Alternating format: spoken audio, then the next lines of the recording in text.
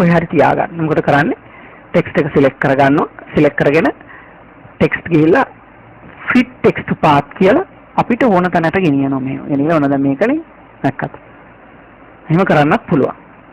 ඒ වගේම මේ shape එක දැන් මේක ඔබ කවුද මේ shape එකකට ටෙක්ස්ට් එක ඒ shape එකේ ආකාරයට ටෙක්ස්ට් ටයිප් කරන්නත් පුළුවන්. අපි අර විදිහටම සිලෙක්ට් කරගත්ත අරන් ගියා.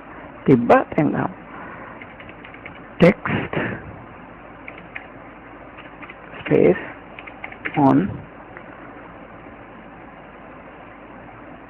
corner බලන්න. අර ඒ විදිහමයි. අර ඉස්සෙල්ලා විදිහටම අපිට පුළුවන් ඒක ඇදගෙන යන්න මේ. බලන්න. පාට වෙනස් කරන්න පුළුවන්. sorry ඒ දැන් මේ මුළු එකෙන් පාට වෙනස් වුනේ. මට ඕනම සිලෙක්ට් කරගන්න ටෙක්ස්ට් එක විතර. නැත්නම් අපි ඒක කරලා බලමු. මොකද ටෙක්ස්ට් එක ඔන්න අපි සිලෙක්ට් කරමු මේ පෝස් එක කියලා. අපිට ඕන ටෙක්ස්ට් එක තිබ්බා ටයිප් කරා. ටෙක්ස්ට් එක අරන් ගිහිල්ලා ටයිප් කරා. ඇතුළට දෙයක ගිහිල්ලා තියෙන්නේ. අපි ඊට ඉහළට ගෙනියමු. text on path. මට පුළුවන් ඒක සිලෙක්ට් වෙන්නේ නැහැ. අපි නැවතත් එක් කරමු. text සිලෙක්ට් කරා. මට ඕන තැනට අපි අවශ්‍ය තැනට ගෙනිච්ච ටෙක්ස්ට් එක මත තිබ්බා. text on path. එකනේ ඒ විදිහට ටෙක්ස්ට් එක දැන් වෙනස් කරගන්න පුළුවන්. අපි highlight කරගත්තොත් ටෙක්ස්ට් එකේ විශාලත්වය ටිකක් වැඩි කරගන්න පුළුවන්. 36 කරගන්න පුළුවන්, බෝල්ඩ් කරන්න පුළුවන්, වෙනස් කරගන්න පුළුවන්. ඒක සිංහල අකුරක් වෙන්න පුළුවන්. සිංහල අකුරු වල ඉතින් ඒක හදලා තියෙන එක අනුව ඒක වෙන්න පුළුවන්. හරි. අපිට අදගෙන යන්නත් පුළුවන්. අකුරේ පාට වෙනස් කරන්න පුළුවන්. ඒ මුළු එකේම වෙනස් කරනවා. මොකද දැන් දෙකම එකට සිලෙක්ට් වෙලා තියෙන නිසා මම ආණ්ඩු කරනවා. ඔය ආදි වශයෙන් ඔබට පුළුවන් ටෙක්ස්ට් එකක් පාත් එකකට නැත්නම් ඔබට ඕන ආකාරයේ හැඩයකට අකුරු නිර්මාණයක් කරගන්න. දැන් අපි කතා කරන්න යනවා ඉතාමත් වැදගත් tool එකක් ගැන. ඒ කියන්නේ මෙන්න මේ අපි කියනවා interactive blend tool එක. ඒ කියන්නේ objects දෙකක් නැත්නම් අපි හදන objects එකක් කොහොමද blend වෙන්නේ? එකට එකක් එකකින් එකකට මාරු වෙන විදිහ. දැන් උදාහරණයක් වශයෙන් මම ඔන්න ගන්නවා. දැන් මම මෙතන වෘත්තයක් හදනවා. ඒතර මේ වෘත්තය මම පාටක් දානවා. දාලා මම ඒකේ outline එක නැති කරනවා. right mouse බලන. ඒ වගේ මෙතන මම ත්‍රිකෝණාශ්‍රයක් හදනවා. මම ඒක කහ පාට කොළ පාට වගේ දානවා. මම ඒකෙත් අයින් කරනවා සමාන වෙන. කොළ පාට දාලා මම ඒකේ outline එක අයින් කරනවා. දැන් මම කරන්නේ මේ interactive blend tool එක. ඒකේ fly menu එකක් එනවා. ඒකට ඒකේ තියෙන interactive blend tool. ඊට පස්සේ තියෙන interactive contour tool එක.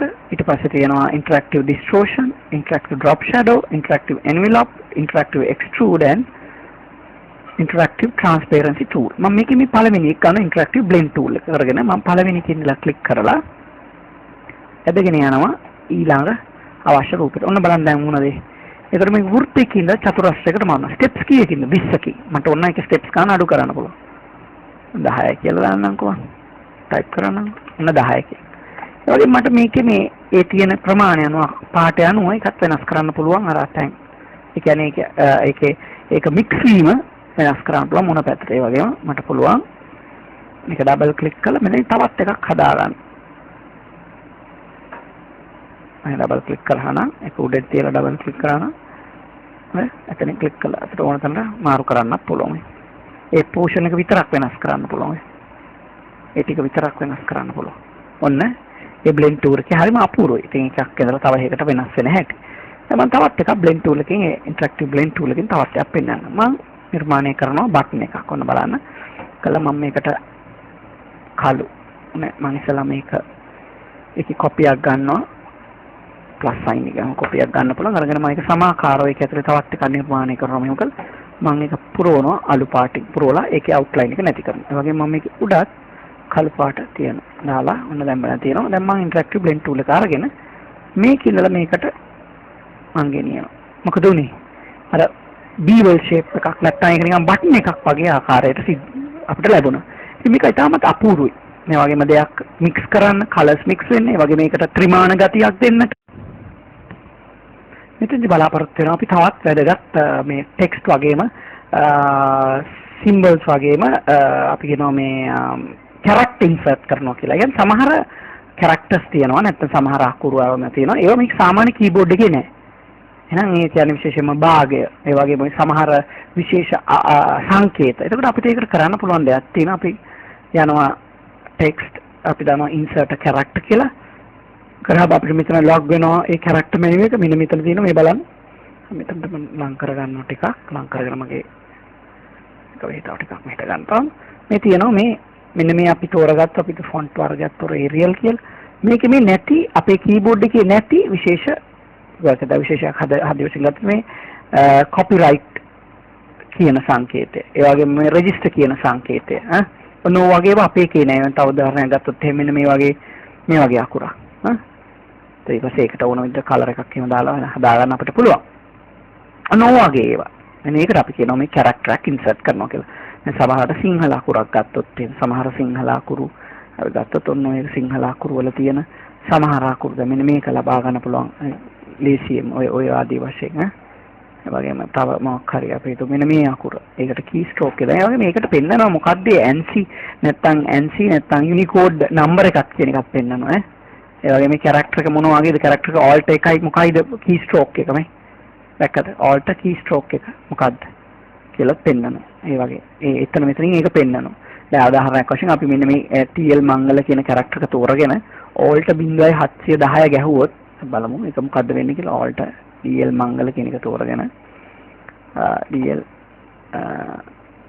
මේක තෝරගෙන අපි alt key එකයි 0.710 ගහුවොත් අපිට අර කේනවා බලන්න. දැන් බලන්න පුළුවන්. ඒ අකුර ලු අකුර වෙලා තියෙන්නේ. ඒකම ඇවිල්ලා නැහැ නේද? මොකක් හරි එතන වැරදීමක් වෙන්නේ නැති. කොහොම හරි ඒ key stroke එක අපිට පෙන්නනවා.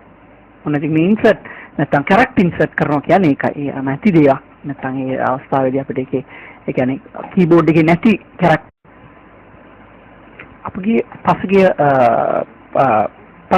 පසු පාඩමේදී අපි ඉගෙන ගත්තා මේ interactive blend tool එකේ interactive blend tool එක මම කො interactive blend, interactive contour, ඒ වගේම interactive distortion, interactive drop shadow, ඒ වගේම interactive extrude කියන tools, ඒ වගේම interactive envelope කියන tools තියෙනවා. දැන් මම මේකෙන් ඊළඟට අපි කතා කරන්නේ interactive contour tool එක ගැන. අපි බලමු ඉස්සෙල්ලාම මම පොඩි නිර්මාණයක් කරගන්නවා මෙතනදී. මම මේක star එකක් මෙතන මේ star එකක් මම design කරගන්නවා මේ විදිහට. එතකොට මම ඒකට වර්ණයක් දානවා. දාලා දැන් අපි මේ interactive contour tool එක select කරගෙන මම එක තැනක ඉඳලා උඩට අදගෙන යනවා මේ විදිහට. ඒකෙන් එළියට අදගෙන යනවා. හරිද? දැන් මට එතනදී ඒක නැත්නම් මොකද උනේ? නැවතත් අපි කරමු. මම නැවතත් ඒක නිර්මාණය කරනවා. තව ගන්න. ඔන්න මම නිර්මාණයක් කරනවා. ඒක මට තියෙන මේ වගේ තරුවක් කියලා. මම කරලා පාටින් නම් කරගන්න. මම interactive tool එක ගේනවා. interactive contour tool එක. මොකද වෙන්නේ? මේක එළියේ ඉඳලා පසුපසට මේ විදිහට ඒකේ හැඩය නැත්තම් පිටපත් කරනවා. මේ බලන්න. දැක්කද? අපූර්වට හැඩය පිටපත් කරලා පාට රතු පාට ඉඳලා කහ පාට. මට පුළුවන් වෙන පාටක් දාන්න ඕන බලන්න. මෙතනට ගෙනහිල්ලා මම වෙන පාටක් දානවා. මට පුළුවන් කොළ දාන්න. දාලා දැන් මේකේ දැන් outlines එක වගේ steps කීයකින් මෙතන steps 13කින්. මට පුළුවන් steps ගන්න අඩු කරන්න ඕනේ. එක්කද? මට පුළුවන් අපෝ steps ගන්න වැඩි කරන්න. 12 steps ගන්න තව ටිකක් අඩු කරන්න. 10ක් 8ක් 3ක් 6ක් ඔන්න. වගේ මට පුළුවන් මේකේ outline එක නැති කරලා දාන්න. අපූර්ව නිර්මාණ රටාවක් හැදුණා. බලන්න. ඒ වගේ මේකේ